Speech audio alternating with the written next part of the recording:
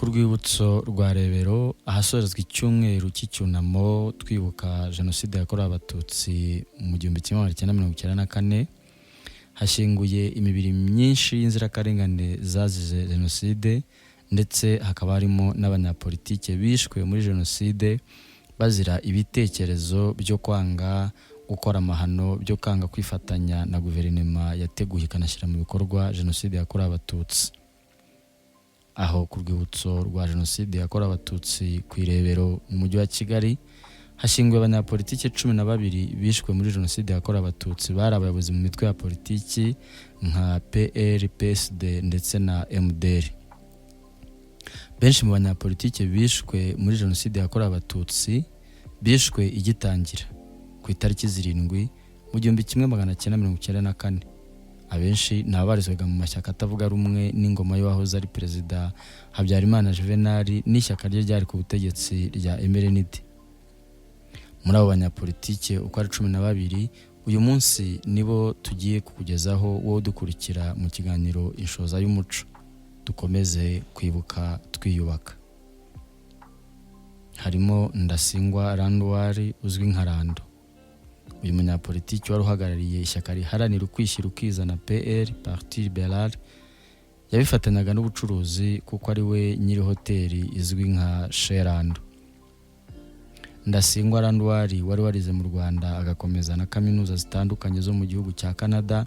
Nyuma yo kurangiza yagarutse mu Rwanda ashinga imirimo inyuranye, ariko ubutegetsi bwariho ntibwahwemye kumushinja kuba icyitso cy'inkotanyi aho yanabifungiwe mu 1990 ubwo yari minisitiri w'umurimo n'imibereho myiza muri guverinoma y'inzibacyuho ya Habyarimana yashyizweho nyuma y'amasezerano ya Arusha. Niwe mututsi wenyine wabarizwaga muri iyo guverinoma. Yakunze kurangwa no kurwanya akarengane, aharanira ko habaho ukwishyira ukwizana kw'abanyarwanda bose nta vangura, bimwe biri mu byo yazize. Jenoside igitangira ku itariki 7 z'ukwa kane mu 1994 ingabo zarindaga umukuru w'igihugu zamukuye iwe mu rugo hamwe n'umugore we, ndetse bari barabyaranye abana 2. Bose hamwe abo bari baje kubafata abasirikare barindaga umukuru w'igihugu barabajyanye barabica. Undi munyapolitike ni Uwiringiyimana Agatha. Uwiringiyimana Agatha wari waravukiye Butare mu mwaka wa 1953 akiga amashuri atandukanye harimo na kaminuza y'u Rwanda. Yakoze imirimo itandukanye ifite aho ihuriye n'uburezi, akora no muri za ministeri zitandukanye, aho nko mu mwaka wa 1992 yagizwe minisitiri w'uburezi wa mbere uturuka mu batavuga rumwe n'ubutegetsi muri gahunda yo kugabana ubutegetsi yari yumvikanyweho hagati ya perezida Habyarimana n'amashyaka 5 ataravugaga rumwe n'ubutegetsi. Muri izo nshingano yahawe yagize uruhare mu gukumira itonesha ryariho mu mitsindire y'abanyeshuri no gutangaza za buruse zo kwiga. Ashyiraho imirongo yo guha bose amahirwe angana hatitawe ku kuba uri umuhutu, umututsi cyangwa umutwa. Nubwo iyo myitwarire ye itarashyigikiwe n'ubuyobozi bwariho, ntibyamubujije kugirwa minisitiri w'intebe mu Rwanda mu mwaka wa 1993. Bituma yandika andi mateka yo kuba ari we mugore wa mbere wahawe iyo mirimo mu Rwanda, ndetse kugeza n'uyu munsi muri 2024 nta wundi urandika ayo mateka. Niwe mugore wenyine wabashije kugera kuri uyu mwanya wa minisitiri w'intebe. Mu mikorere n'imyitwarire ye Uwiringiyimana Agatha yakunze gushyira imbere kurwanya icyene wabo ruswa no kudashyigikira ivanguramoko mu Banyarwanda. Mu gitondo cy'itariki ya 7 z'ukwezi kwa 4 mu 1994 umunsi jenoside yatangiyeho, nyuma y'amasaha make indege ya perezida Habyarimana ihanuwe, urugo rwa Uwiringiyimana Agatha witeguraga kujya gutanga ubutumwa bw'ihumure kuri radio y'igihugu rwagoswe n'ingabo zarindaga umukuru w'igihugu yicwa hamwe n'umugabo we. Icyakora abana babo uko ari 5 nubwo byari bigoranye babashije kurokoka bigizwemo uruhare n'umusirikare w'umunyasenegal wari mu ngabo za Minuari, bahungishirizwa ku mugabane w'Iburayi ari naho babarizwa kugeza ubu. Undi munyapolitike ni Kavaruganda Joseph. Kavaruganda wavukiye ahitwa Itare mu Burundi mu 1935, ni naho yize amashuri abanza, ayisumbuye akomereza mu Rwanda, aho yavuye ajya kwiga muri kaminuza mu gihugu cy'Ububiligi ahakura impamyabumenyi y'ikirenga muri filozofiya. mu mwaka w'1967 yagarutse mu Rwanda aba umuyobozi w'icyahoze ari ikigo cy'imari cyitwaga Caisse d'Epargne. Kuva mu mwaka w'1974 yagizwe perezida w'urukiko rurinda ubusugire bw'itegeko nshinga, akaba ari nawe warushinzwe kurahiza umukuru w'igihugu. Kavaruganda yagiranye amakimbirane na perezida Habyarimana Juvenal ashingiye ku bibazo by'amategeko, ndetse bigera n'ubwo ashinja Habyarimana kudaha uburenganzira bwa politiki amashyaka ataravugaga rumwe nawe n'ubutegetsi bwe. Kavaruganda yarwanyije ingengabitekerezo y'ivangura yiswe Hutu Power nk'umuntu wakoraga mu bijyanye n'amategeko. Yaharaniraga ko abantu bose bagira uburenganzira ku gihugu cyabo, by'umwihariko abatutsi bari baramenesherejwe mu buhungiro. Yifuzaga ko bagaruka mu gihugu cyabo kubw'imishyikirano hagati ya guverinoma na FPR.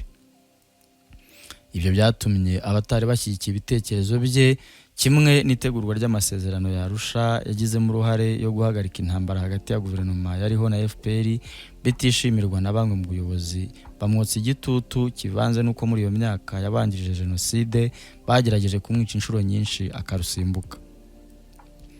Icyakora tariki ya 7 Mata 1994 nawe ntiyabashije kurusimbuka, kuko ingabo zarindaga umukuru w'igihugu zinjiye mu rugo kwa Kavaruganda zihamukura zimwizeza ko zimujyanye ahantu hafite umutekano wizewe. Ntibyatinze kuko zamujyanye zikamwicira mu kigo cya gisirikare ku Kimihurura, zikumira ko atabangamira irahira rya guverinoma nshya y'abatabazi yari ishyizweho mu buryo bunyanyije n'amasezerano y'amahoro ya Arusha nyuma gato y'urupfu rwahoze ari perezida Habyarimana. Undi munyapolitike ni Rucogoza Faustin, yabarizwaga mu ishyaka rya MDR, ari minisitiri w'itangazamakuru. Ubwo radiyo RTRM yari ikomeje umugambi wayo wo gucamo abanyarwanda ibice no kubabibamo urwango, Rucogoza mu mwaka w'1993 yamaganye imvugo zanyuzwaga kuri radiyo RTRM, kandi nubwo yari y'abayobozi bari bakomeye muri icyo gihe ntibyamubujije kuyihanangiriza no kuyisaba kudakomeza gukora inkuru n'ibiganiro byari mu murongo wo gutiza umurindi amacakubiri mu banyarwanda. Rucogoza n'umugore we n'abana be, indege ya Habyarimana igihanurwa tariki ya 6 z'ukwa 1994 barafashwe bajyana mu kigo cy'ingabo zarindaga umukuru w'igihugu, ari naho biciwe. Bukeye bwaho ku itariki 7 nabo nibwo bishwe. Undi munyapolitike ni Nzamurambaho Frederic. Nzamurambaho Frederic yari minisitiri w'ubuhinzi akaba na perezida w'ishyaka PSD. Yavutse mu mwaka w'1942 mu karere ka Nyamagabe. Ishyaka PSD yarahagarariye ni rimwe mu mashyaka yahanganye bikomeye n'ingoma Habyarimana, ndetse agira n'uruhare mu mishyikirano yaberaga ya Arusha yo kugarura amahoro. Jenoside yakorewe abatutsi gitangira, abasirikare barindaga umukuru w'igihugu nawe bamwicanye n'umuryango we. Undi munyapolitike ni Ngango Felicien. Ngango Felicien yari umuyobozi wungirije w'ishyaka rya PSD, ari n'umwe mu mpirimbanyi zikomeye zaryo. Yari no ku rutonde rw'abanyapolitike b'iryo shyaka bagomba gushyirwa muri guverinoma hakurikirwa amasezerano y'amahoro yo muri Arusha mu gihe cy'igabana ry'ubutegetsi. Ibitekerezo byakunze kumuranga bishyira imbere ubumwe bw'abanyarwanda no kurwanya irondabwoko. Ubuyobozi bwariho bwarabirwanyije kugeza ubwo yicwa, nawe yishwe ku itariki 7 jenoside gitangira. Mushimiyimana Jean Baptiste nawe yari umunyapolitiki wo mu ishyaka rya PSD, ari no mu buyobozi bukomeye mu yahoze ari Minitrap. Yavukiye mu karere ka Ruhango mu mwaka w'1954. We n'umugore we n'abana babiri bakuwe mu rugo rwabo rwari ku Kimihurura, bicwa n'abasirikare barindaga umukuru w'igihugu. Kameya Andereya, uyu mugabo waravukiye igisagara mu mwaka w'1946, ni umwe mu bashinze ishyaka rya PL, aba no mu bayobozi baryo bakuru. Akaba yarabaye n'umunyamakuru wa Orenforo, akanashinga ikinyamakuru cyitwaga Rwanda Rushya cyahanganaga n'ibindi binyamakuru byari bishyigikiye ubutegetsi bwariho. Ibitekerezo bye byo kurwanya urwango n'amacakubiri mu banyarwanda yarabizize, kugeza ubwo muri Kamena mu 1994 yishwe akuwe muri Saint Paul, aho yari yarahungiye muri jenoside yakorewe abatutsi. Kabageni Venantia nawe n'umunyapolitike wavukiye mu cyahoze ari komine Kayove, ubu ni muri Rutsiro. avutse mu mwaka w'igihumbi kimwe magana cyenda mirongo ine na kane. Yari mu ishyaka rya PL nawe anaribereye visi perezida wa mbere. Akaba ari no ku rutonde nawe rwo bagombaga guhagararira iryo shyaka mu nteko ishinga amategeko. Yiciwe i Butamwa mu gitero cy'abicanyi bamurasha amasasu mu kwezi kwa kane mu gihumbi kimwe magana cyenda mirongo icyenda na kane muri jenoside yakorewe Abatutsi. Undi munyapolitike ni Kayiranga Charles. Kayiranga Charles yari umuyobozi mukuru muri Minisiteri y'Ubutabera, akaba no mu ishyaka rya PL. Yavutse mu gihumbi kimwe magana cyenda mirongo ine n'icyenda mu karere ka Nyanza. Jenoside igitangira nawe ingabo zarindaga umukuru w'igihugu zamwicanye n'umuryango we ku Kimihurura. Undi munyapolitike ni Maître Niyoyita Aloyizi, wavukiye mu cyahoze ari komine Nyamutera mu mwaka w'igihumbi kimwe magana cyenda mirongo itanu na kane. Yari mu ishyaka rya PL abifatanya n'umwuga wo kunganira abantu mu by'amategeko abazwi nk'abavoka. Akaba ari nawe wari kuzaba minisitiri w'ubutabera muri guverinoma y'inzibacyuho itarigeze ibaho kubera ishyirwa mu bikorwa ry'umugambi wo gutsemba Abatutsi.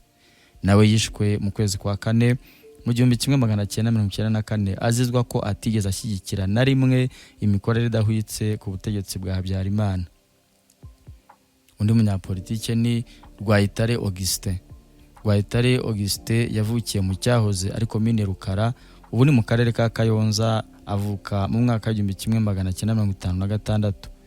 Yabaye umuyobozi muri Minisiteri y'Umurimo n'Imibereho y'Abaturage, akaba yari no mu ishyaka rya PL aho yarwanyije ingoma ya Habyarimana. Muri jenoside interahamwe n'abasirikare bamukuye iwe ku itariki 20 z'ukwa kane bamujyana kumurasira mu muhanda ruguru yaho yaratuye. Jean de la Croix Rutaremara. Uwo munyapolitiki Jean de la Croix Rutaremara nawe mu mwaka w'igihumbi kimwe magana cyenda mirongo itanu n'umunani nibwo yabonye izuba, avukira i Karongi. Nawe yari umurwanashyaka wa PL utarigeze anezezwa na politiki yo kwimika urwango, bituma muri jenoside yakorewe Abatutsi nawe yicwa ku itariki 9 z'ukwa kane mu gihumbi kimwe magana cyenda mirongo icyenda na kane. Mu banyapolitike 13 bibukwa bishwe muri jenoside, bamwe bazize ko ari Abatutsi, abandi bazira ko barangwaga n'imikorere yo kurwanya imitekere idahwitse y'ubuyobozi bwariho ubwo jenoside yakorewe Abatutsi muri Mata 1994 yabaga. Bicwa kikubitiro ngo batabangamira ishyirwa mu bikorwa ryo mugambi mubisha. Muri abo 13 uretse Uwiringiye Imana Agatha wari minisitiri w'intebe ushyinguwe mu gicumbi cy'intwari z'u Rwanda i Remera, abandi uko ari 12 bashyinguye mu rwibutso rwa Rebero. Abanyapolitike bishwe muri jenoside bibukwa buri mwaka kuva mu 2006.